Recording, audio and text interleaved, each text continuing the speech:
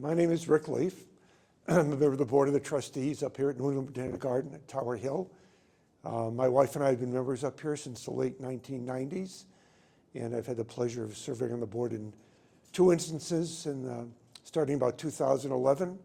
Then I went off the board and joined again. I'm currently the secretary of the Worcester County Horticultural Society, and I served on a number of committees, including the Mission Committee and the Awards Committee, and currently I'm on the Finance Committee.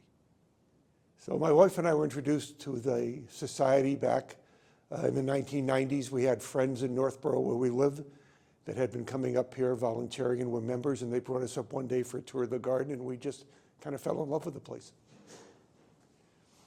I started volunteering up here in 2003, right after I retired. I had a friend who'd been volunteering, and I asked him how to get involved. And he said, just go up next Wednesday with a pair of gloves. And I did that, and he introduced me to the director of horticulture at the time, Joanne Vieira. And Joanne sat me down in the garden with a couple of other experienced volunteers. And I started pulling weeds and raking soil and planting bulbs. And basically, I've been kind of doing that ever since. Eventually, I was trained to be a tour guide, and I lead tours up here.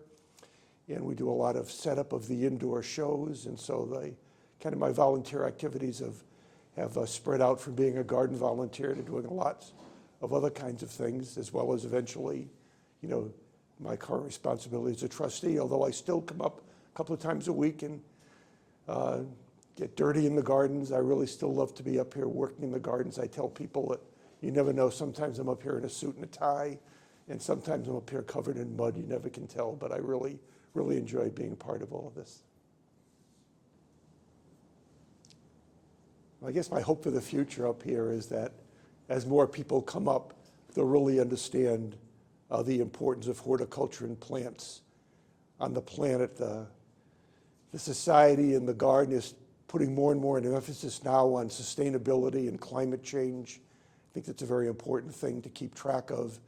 And it's critical that people understand the parts that plants play in maintaining this environment we have here and trying to offset the negative impacts of climate change. And my hope is that as a society we continue to focus on that, and we use the garden more and more as a showplace to demonstrate how the effective use of plants can manage the climate on the planet. And certainly as we attract more and more young people up here to become part of that, and they become people that advocate and help us keep this beautiful planet alive the way it's always been. Yeah, I always loved to be outdoors, and I love plants, but except to look at them, I didn't understand a whole lot about them. And I've learned so much, in my years up here as being a garden volunteer. It's helped me appreciate how complex and beautiful and important, plants are. And also it's really helped me out in my own garden. I do a lot more now in my own garden than I used to do. I'm a little more adventurous than I used to be. I have a better idea of what works and what doesn't work. I'm still not anywhere near the level of the professionals that we work with up here, but I'm a lot better at it. I enjoy it a lot more now based on what I've learned up here. And, the staff is also very helpful. If I have questions about what's going on in my own garden, when I'm up here working side by side with the staff, they're very helpful in answering my questions, and that's helped me solve a lot of my own problems. So I'm definitely a better gardener. I'm still nowhere near a major professional expert, but I really enjoy it quite a bit more that I've learned so much up here. Yeah, I've seen a lot of changes up here at the garden. Certainly a lot of the new gardens have been built, and we still are a center for the scientific research of horticulture, and we have a lot of good relationships with other gardens and outside organizations. But the biggest change I've seen is the change in the audience we attract. When the garden originally opened, it was basically developed as a beautiful scientific garden to be very educational. It tended to attract a very mature adult audience, but we've really focused our program on trying to bring up younger people and children. It's much more lively and active up here right now. As I mentioned before, the Ramble was a wonderful addition, and we really now are attracting people of all different ages with all different interests. Some people just come up here because they're not really interested in the science of horticulture. They just want to be in a beautiful place.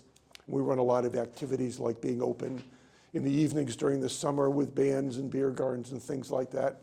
People just like to come up and enjoy the place for that. And still other people come up and want to enjoy it for its horticulture and its science kind of thing. So I think we've really expanded our reach and our mission. I think the trustees have done a good job of looking at how to make the garden vibrant and meaningful to people going forward. And so to my mind, the change has been to really attract a much more diverse audience, both in terms of ethnicity, but also in terms of age and interest. And I think that's really important to keep us viable and meaningful going forward.